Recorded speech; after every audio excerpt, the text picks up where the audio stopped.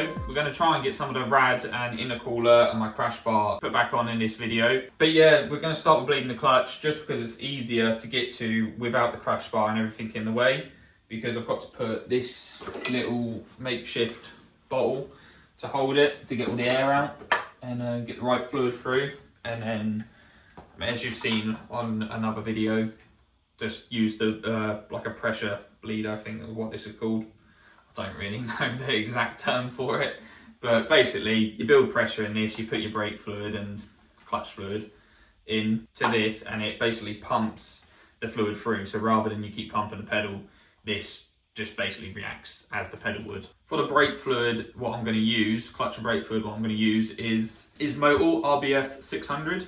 I've heard that this is good. To be honest, I think this is what I ran before.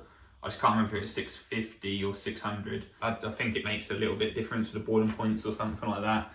But that's what I've chose for that. Once we've got that on, I need to pipe up probably, I mean, if I get the intercooler and stuff on, then we might get this front crash bar on, and then I can get some oil lines made up. I need to finish off the fuel system as well, to be fair. Basically, when I get that subframe on, my fuel pressure regulator and stuff like that all sits on that frame, which I didn't bother taking off. So when I get that on, I can get the rest of it connected up. But we'll see how far we get on this video.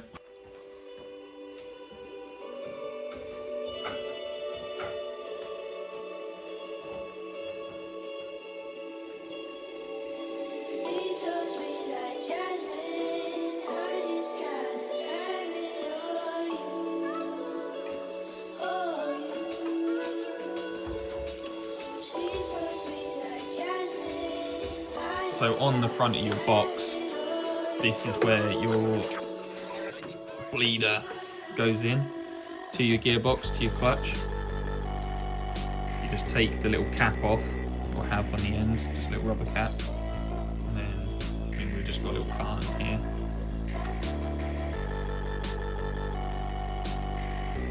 Put the hose over the ends. And then basically you twist this nut here to loosen it, and that just pulls it out, which opens it, and then it will just bleed through here, and you'll see the air come through, and you basically just keep going. It's self-explanatory, you just keep going until obviously it's just clear, free running fluid. So I've got a 11mm spanner. It's like anything, lefty-loosey, righty-tighty. I'll go slow with it so far. There'll probably be quite a bit of air in this just because I haven't touched the car in quite a long time. So there it goes. So you've got the fluid and the air bubbles. Just checking the pressure on the bottles as well.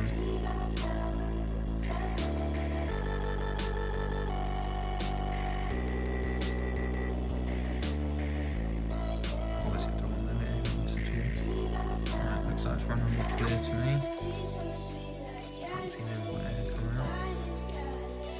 Tighten it back up, you ain't got to go crazy with it. I'm going to leave this connected for now, just because I'm going to pump the pedal first and just make sure it's all good. I've still got plenty of fluid in there, and the pressures, I had it about 1 bar, so as you can see it doesn't go down a lot from what it is. We haven't really gone through a lot of fluid either, so that's what I mean. It don't take a lot, it's a lot less than what you think it will have. I mean, I just bought both of these bottles, but I don't need nowhere near that, because it does your brake system as well. We will need to top it off afterwards. So what you want to release the pressure first by, I push this. I don't think you've got to do it, but I'm going to unscrew the cap as well. We've got some fluid in there still, but like I say, it probably will need just topping up. I'll put the normal cap back on, just in case. The pedal's going to seem very light anyway because of the new clutch I've got. I'm not used to this. But I mean, the biting point, there's a bit of play here. Then it goes a bit tough. But I think I'm just going to pump the pedal for a bit. Biting point's a lot less. It's now about here. I mean, it's a little bit, there's a little bit there, but I think it always did.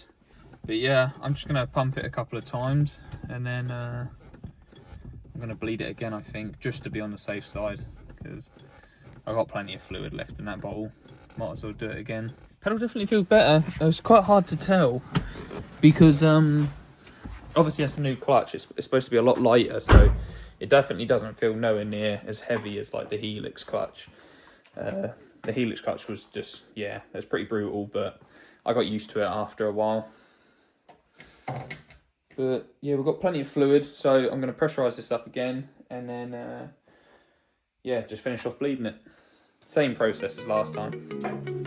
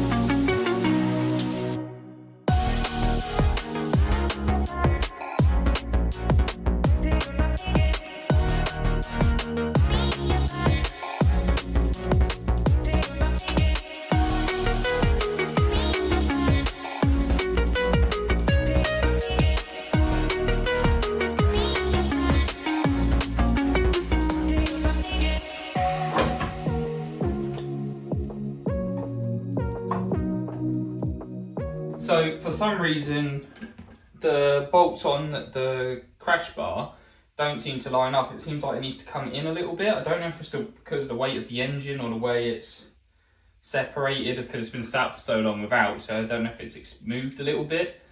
I guess when it hasn't got support braces, I guess it can move a little bit.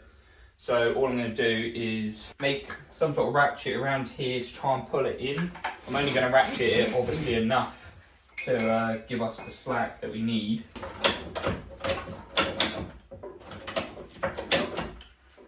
This is why I always say don't do exactly what I do, because I mean this might not be right to do, but this is the only way I can think about doing it by myself without having someone to like push the other side. But I thought if I have it like that, I can get this side on. And this ain't the lightest of things either when you've got all this stuff attached to it. So I can get that side on, and then I can eye up. Ah, see? One of these sides already gone on. If I ratchet a bit more.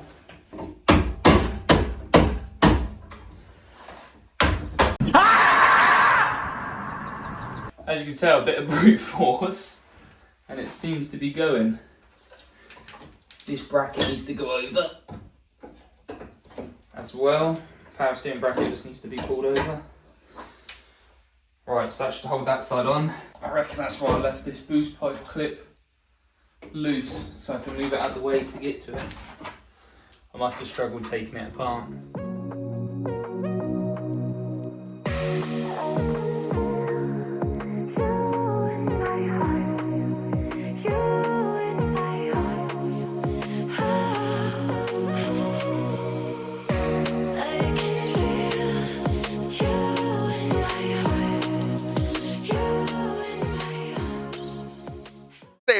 Hold up, wait a minute, something ain't right.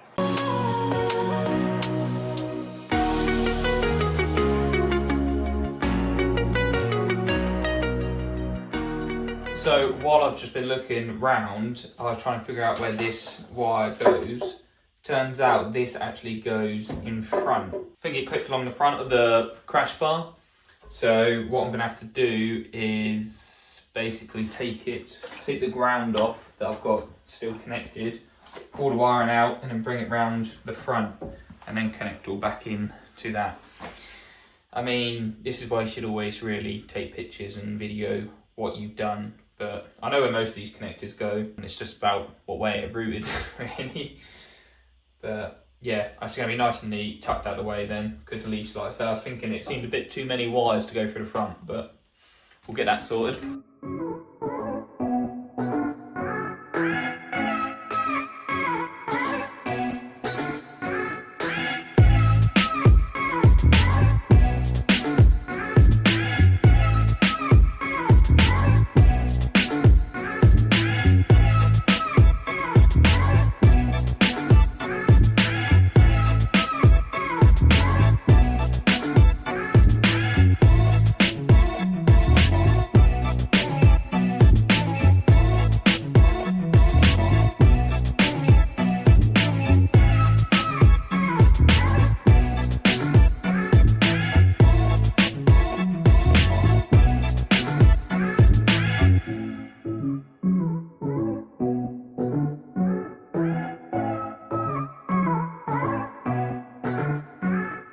So this is what I meant by the wires. They just clip over this side. Through here, I still need to connect this earth that goes onto the back of that. It just basically clips in all along here.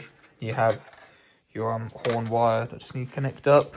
So it's set over the front of the crash bar, not behind it. And I've got my rad pipes. So this rad pipe here will go into there.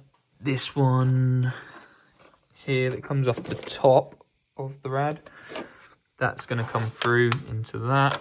And then this one goes to the back one. There is a gear cable bracket missing. So if you picked that up from the last video, that's why. I have got one coming, which hopefully will turn up today.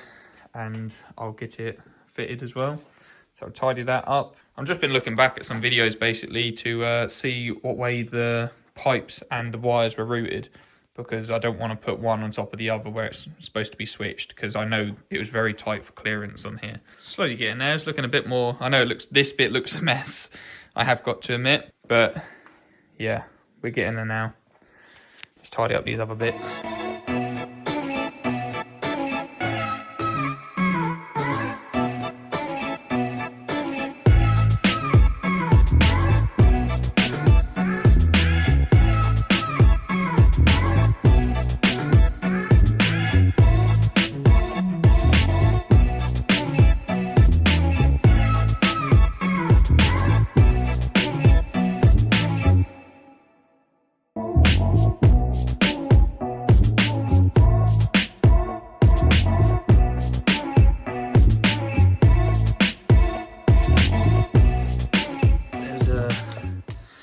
Little parcel that came.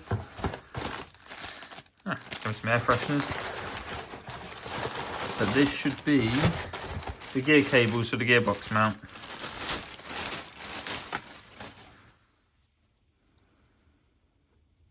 So basically where this bracket will be for is where these cables come in here. These plastic bits here are supposed to lock into this somehow. I think it sits, look like it might sit this way actually. Might be like that. But before I throw this on, I think I'm going to get this tidied up first, because as you can see, it's looking a bit sorry for itself. So I'm going to clean it up, might spray it a bit to make it look a bit tidier.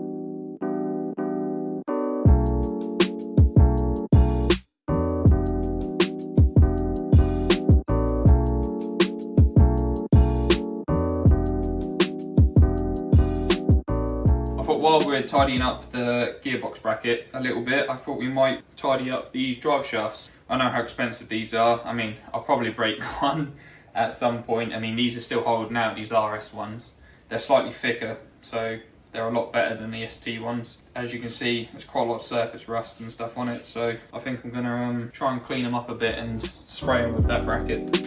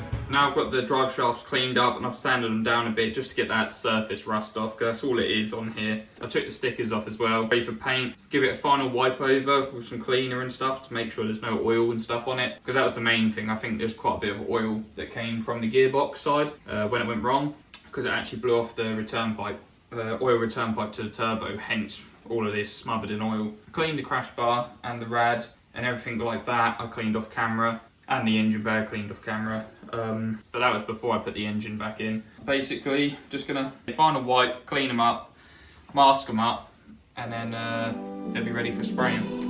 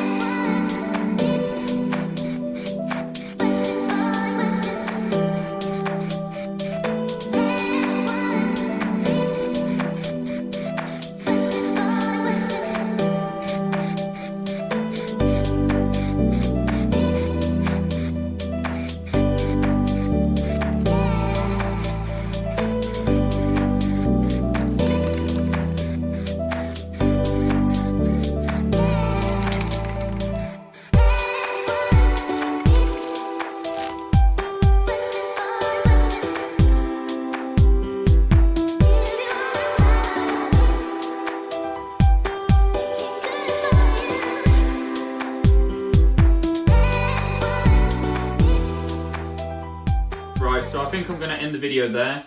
We've made some good progress today. We've managed to get the drive shafts all painted up, the drive shaft bracket and the gearbox brackets painted up, so I'm just going to leave that to dry and then we'll fit them another day. But at least we've got the subframe on and we've got all the rads all plumbed up, and we've got some more of the wires ran through, the ECU wiring roughly where it needs to be. I'm really liking the progress we made. Again, I'm not in a massive rush for this. I'm just doing bits as and when I can, mainly evenings. I mean, it's half 12 now at night, so I think I'm going to call it here for doing parts.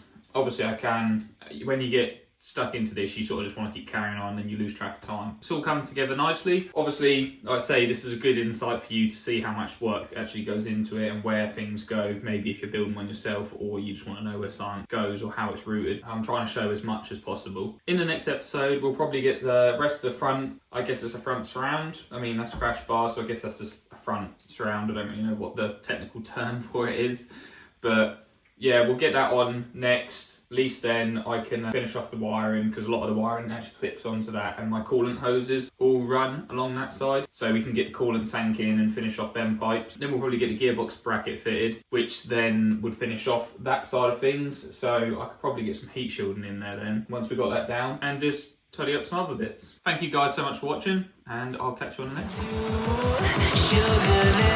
one.